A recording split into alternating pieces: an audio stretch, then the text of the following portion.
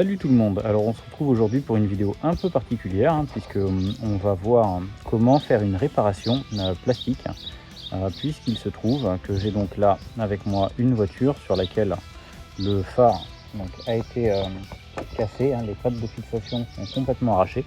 Il y a déjà eu une réparation qui a été faite par quelqu'un qui visiblement ne savait pas comment faire une vraie réparation de pattes de phare. Alors techniquement on est censé utiliser des kits de réparation, ça existe, puisque un phare comme celui-là au xénon ça vaut quand même un certain montant. Donc ce qu'on va faire, c'est qu'on va simplement le réparer en refabriquant nous-mêmes des pattes à l'aide de plastique. Je vais vous montrer comment on fait ça, c'est pas la méthode qui est conseillée. Les réparations de plastique, on va normalement utiliser ça plutôt pour faire des réparations sur des pare-chocs. Donc voilà, c'est parti.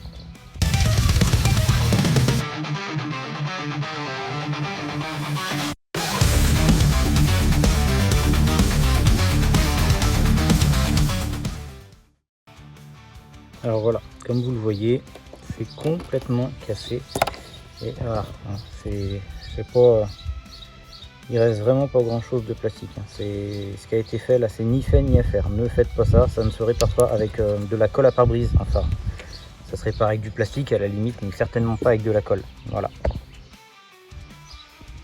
Donc, et ici on voit la patte qui est là, c'est la même histoire. Ça a été réparé de la même façon. La voiture avait eu un choc avant. Je démonte le pare-choc, je vous passe les étapes parce que ça va être un peu trop galère à filmer comme là je suis tout seul. Et je vous reprends quand le pare-choc sera déposé. Voilà, alors comme vous le voyez, je ne me suis pas embêté, j'ai pas démonté tout le pare-choc. Et donc, on a sur celui-ci une patte qui est bonne. Celle-là, elle est complètement arrachée, il n'y en a plus du tout. Celle du dessous, elle est bonne aussi, donc là je vais avoir une patte à faire sur celui-là. Par contre, celui qui est le plus problématique, c'est celui-là, qui a été recollé avec de la colle à pare-brise, comme je disais tout à l'heure. Cette patte-là qui est flinguée aussi, et la dernière du dessous qui était censée être par là, et donc qui est manquante. Voilà, c'est ici, hop, qui est manquante elle aussi. D'ailleurs, l'autre morceau, il est resté juste là. Donc on va voir comment réparer tout ça. Alors c'est de la bakélite, c'est du plastique fibré, ce qui fait que c'est vraiment pas agréable du tout à souder, ça sent très mauvais, ça doit être très nocif aussi.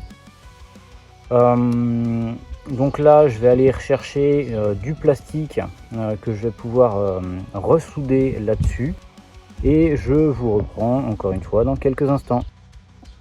Voilà, donc je vous retrouve dans le garage, j'ai installé tout ça en place. Donc, pour pouvoir réparer, voilà, j'ai sorti des fers à souder, c'est des fers à souder pour l'étain, techniquement, on fait des soudures d'électronique avec. Mais là, ce qu'on va faire, c'est qu'on va utiliser en fait la chaleur du fer pour faire fondre le plastique, de manière à faire une soudure. Donc, on va déjà commencer par enlever la colle à pare-brise qui avait été mise, et retirer la vis, puisque du coup ils ont collé carrément en fait la vis dans la colle à pare-brise. Et pour celui-là, ça va être un petit peu plus compliqué, puisqu'on a beaucoup plus de réparations à faire. Et vous voyez, j'ai même eu ici l'attache qui s'est carrément arrachée de la caisse. Donc il va falloir que j'extrais la vis et que je remplace les croquages qu'il y avait donc sur la voiture. Et voilà. Pour la réparation plastique, on va avoir besoin d'un apport de matière. Donc là, moi j'ai retrouvé ça. C'est pas le même plastique du tout que ce qui compose le plastique du phare. Mais voilà, on va juste faire de l'apport de matière de toute manière pour renforcer les pattes et les rendre un peu plus solides. Alors, je le répète encore, c'est pas une vraie réparation. Seulement, j'ai pas réussi à trouver de pattes de kit de réparation de phare. J'en ai pas trouvé. Même sur le site de Peugeot, puisque moi, pour ceux qui ne le savent pas encore, je suis mécanicien et carrossier. Donc j'ai accès directement au service box de chez Peugeot à Citroën. puisque là c'est donc une Citroën en l'occurrence. Et je les ai pas trouvés dans les pièces officielles. Donc tant pis, c'est pas grave, je vais me débrouiller autrement. C'est pas une voiture à moi, c'est la voiture de mon grand-père. Et on va tenter quand même de sauver les phares parce que je le répète, des phares comme ça avec des ampoules xénon, ça vaut bonbon. Voilà. Donc je vais simplement commencer par enlever la colle et puis je vous reprends quand on commence les soudures. Je vous reprends là juste pour vous montrer quelque chose d'intéressant. C'est une agrafe pour soudure plastique qu'on voit là sur ce petit morceau de pâte. Donc une tentative de réparation qui a été faite, sauf que quand on fait ça, à la jointure qu'il y a ici, on va faire une soudure également, et la pâte on l'enfonce plus que ça, parce que comme vous voyez, forcément ça n'a pas tenu. Moi là en l'occurrence j'en ai pas sous la main, donc je ne peux pas en mettre. Là où je travaille on en a, mais moi à la maison j'en ai pas, j'ai pas acheté l'appareil qui permet de faire ça, puisque j'en ai pas franchement l'utilité, hein, j'en fais pas tous les jours non plus à la maison. Donc voilà, ça existe. Une autre solution, ce serait aussi par exemple d'utiliser un maillage en fer, histoire de renforcer le truc, ou on pourrait même par la suite venir faire faire un collage avec donc une colle bicomposant spéciale plastique, en créant à l'avance une accroche. Donc on ponce le plastique pour que la colle puisse tenir, ce qui n'a absolument pas été fait là, vous voyez, sur ces morceaux là, tout ça là c'est de la colle à pare-brise. C'est tout ce que j'ai enlevé sur les autres morceaux de pâte qu'on avait donc sur les phares.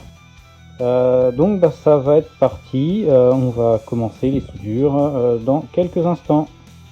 Alors donc là ici il va falloir que je mette ma pâte comme ça, et comme vous pouvez le voir, de base il y a un jour en fait sur la pâte, et moi il va même me manquer un petit morceau. Donc il va falloir qu'on arrive à réparer ça. Hop, voilà, comme ça. Je sais pas encore comment je vais m'y prendre, donc on va voir ça ensemble. Alors donc, je vais utiliser donc ce plastique là qui vient d'un ancien aspirateur. Je vais simplement venir récupérer un petit morceau de plastique qui va me servir donc d'apport pour faire ma soudure.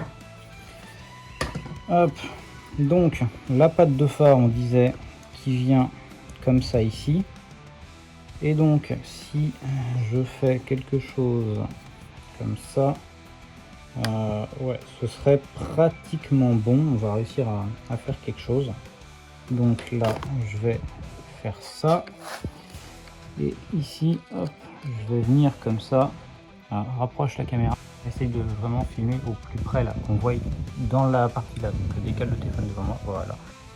Et donc là ici, alors faut que je voie moi ce que je fais, je viens comme ça faire des petits points, je sais pas si on verra bien à l'écran, et en fait je viens perforer pour que les deux plastiques se touchent. Hop, je viens comme ça refermer juste la soudure, et hop, par l'autre côté là, vas-y approche-toi un peu, je fais la même chose sur la partie intérieure, hop, histoire que ça prenne bien. Là je pense qu'on voit un peu mieux ce que je suis en train de faire, voilà, hop. Donc ensuite c'est pareil, je vais relisser légèrement comme cela, hop, voilà. Donc là ma petite papate est soudée, donc moi je vais pouvoir couper l'excédent sur la partie haute. Voilà. On va reprendre la pâte qui est ici, hop, que je remets donc en place. Et il va me manquer encore, oui, un petit morceau. Donc là, hop, je vais déjà la faire tenir. Voilà. Alors, toc. Voilà. Et donc maintenant, je vais continuer à mettre de l'apport plastique. J'ai la petite pâte là qui va m'emmerder. Tac.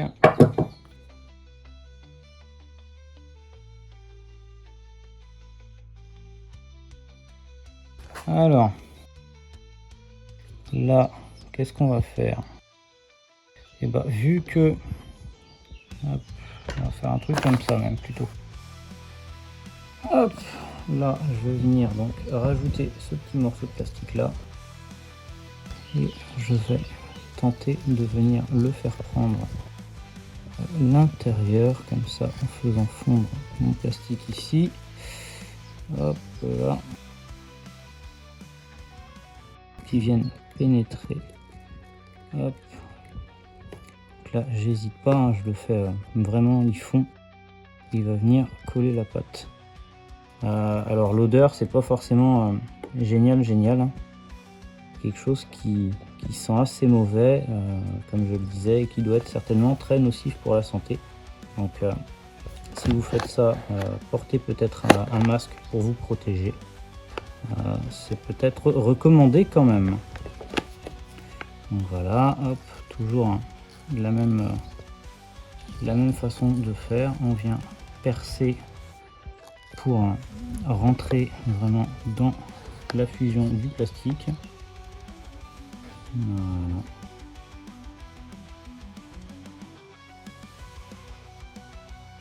Hop.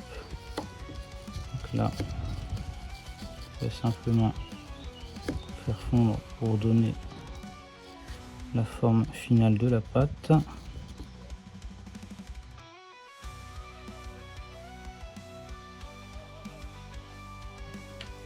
Voilà. Alors, on va recouper donc un petit morceau de pâte. Parce que comme on a un jour entre les deux et nous, on s'en fout un peu en fait d'avoir ce jour-là. Ce qu'on veut, c'est que ce soit solide notre préparation. Donc je vais venir juste le déposer comme ça. Et donc encore une fois, hop, je vais venir le faire complètement fondre et souder. Voilà. On s'assure que les deux plastiques sont bien fondus de part et d'autre parce que sinon forcément ça va servir un peu à rien. Si les deux plastiques se mélangent pas, ça va pas être collé. Là il faut vraiment que ça soude et pas que ce soit juste un plastique qui vient se déposer sur l'autre. Voilà, hop, on va reprendre encore un peu de plastique d'apport. Et donc on va continuer à venir le faire fondre. Et on va remplir en fait toute cette partie là. On sait que ça va pas nous gêner. Donc on peut vraiment y aller et remplir toute la partie du phare ici de manière à ce que ce soit le plus solide possible. Alors bien sûr là, je le fais sur des pattes de phare, mais c'est possible aussi de le faire si par exemple le phare aurait été troué, qu'il y aurait eu un trou dans le plastique de ce côté là, pas côté translucide, hein, pas côté éclairage, mais à l'arrière du phare comme ça. Ça permet des fois de les sauver plutôt que de devoir les racheter. Donc voilà, ça va être toujours la même chose, hein, de toute façon. Je vais continuer à ajouter comme ça du plastique. Je pense qu'on va arrêter de filmer quelque part par là.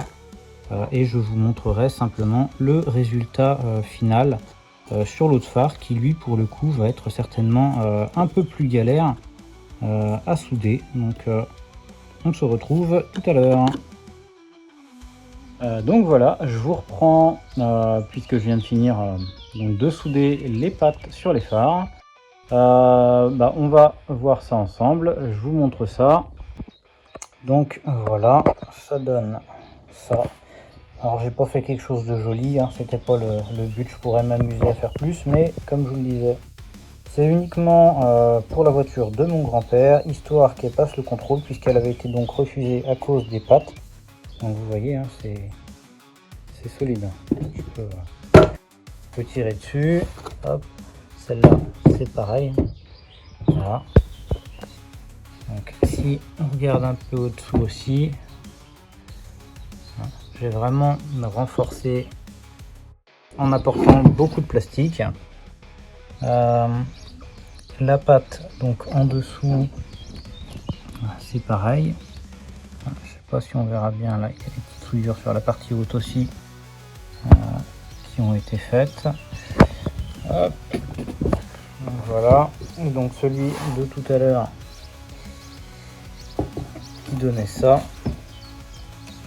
Hop, donc c'est pareil, voilà.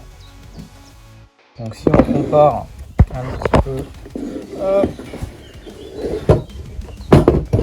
les deux, hop, la patte à réparer et ici celle qui était encore bonne sur l'autre. Donc vous voyez, hop, ça passe. Les deux là qui donc ont été réparés et sur le dessous, hop, ça donne ça. Donc j'ai plus qu'à les installer et je vous reprends à la fin une fois que tout est remonté. Alors voilà, ça y est, ils sont remis en place et donc comme vous le voyez, c'est nickel, ça rentre impeccable. Donc j'ai bien fait mon travail. C'est pas encore vissé puisque on serre à la fin quand tout est bien positionné. Vous voyez, il me reste encore les gicleurs à mettre en place étant donné que c'est des feux au xénon. Il y a des nettoyeurs de phare dessus, mais le taf est fait. Une fois le pare-choc remonté, je vous referai peut-être une petite vidéo pour montrer que tout est bien aligné avec le pare-choc. Et voilà, on se retrouve plus tard. Et ben voilà, ça y est, c'est remonté. Alors il m'aura fallu à peu près 2 heures entre le moment où j'ai commencé et le moment où tout est remonté. Sachant que en plus donc j'ai filmé, ce qui n'était pas forcément simple. Donc, comme on peut le voir, tout est réparé. Hein. Le phare il est à sa place. Alors que je voie quand même ce que je fais. Voilà. Hein, il ne bouge plus du tout. Hop. Et pour celui-là, et ben c'est pareil. Hein. Ça tient, c'est fixé et il n'y a plus de problème. Donc voilà, ça va être tout pour cette vidéo. J'espère que ça aura été utile à certains. Que ça permettra aussi de ne pas faire de la consommation bête de composants, de pièces automobiles, hein, tout simplement, que ce soit en neuf ou en occasion. Il y a aussi la possibilité de réparer, alors soit comme ça un petit peu à l'arrache comme je l'ai fait parce qu'il reste plus qu'une semaine pour celle-là pour que je lui fasse passer donc le contrôle technique en contre-visite puisqu'elle avait été refusée pour la fixation des phares qui donc ne tenaient plus, le phare se baladait et le balai d'essuie-glace arrière, enfin bref. Je vais vous montrer d'ailleurs dans une petite vidéo, peut-être un short, je sais pas encore, comment faire pour réparer uniquement un balai d'essuie-glace.